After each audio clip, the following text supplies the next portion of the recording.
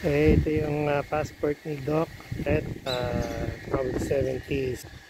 Very nice restored K3 Honda C70 Cub K3 with the white sidewall inserts, basket, vintage helmet, and yung two-tone na upuan and the rear carrier. Okay, ito yung S65. Wow, napakaganda nitong S65.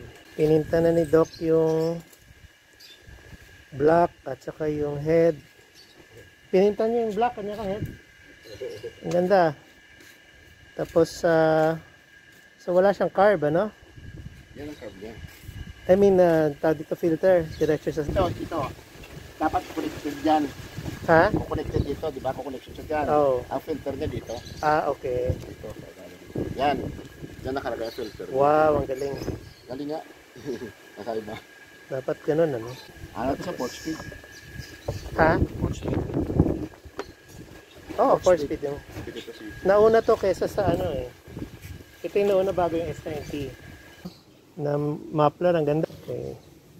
Yan yung tinatawag na scrambler muffler para pwede ka mag off-road. Pwede mo itawid sa ilog, kumbaga.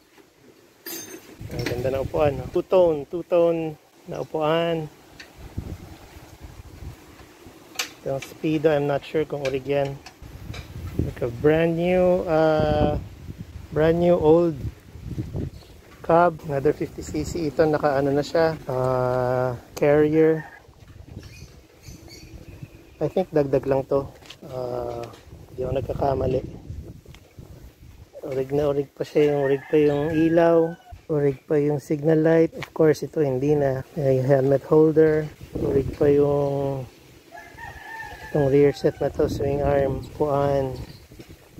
Wala yung cover nito, pero okay lang yan, makakahanap ka nyan. Ito ang ganda, this carrier sa gitna, it's curved. Yung mga Japanese models, ganon. Tsaka makapal yung bakal. And 50cc siya. Ito yung filter niya. Tapos yung pinaka leg shield niya pinutol na nila. Kasi malamang bulok na. It's a very nice speedometer with 164,000 kilometers. It's possible, ulig yun. Why not? May susi pa kaliwa sa Minasilya.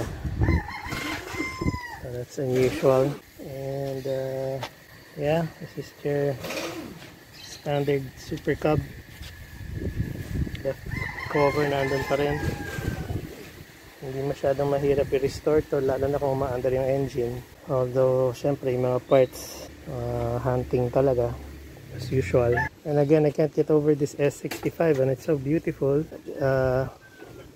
Kompleto pa yung leg, yung mga rubber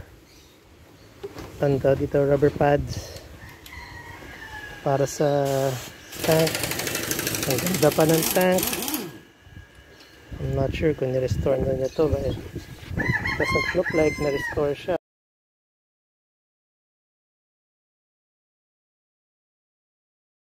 Ni Doc Irwin, maybe somebody else in the past. Very simple lang yung fork. Wala siyang space for, wala siyang ano lang to eh. This is just for reflector. Hindi siya pang side signal light. Usually signal lights come from here or yung mga kaside ng headlight. Pero this is a bike na came from the time na hindi pa kailangan ng signal light, hindi pa required.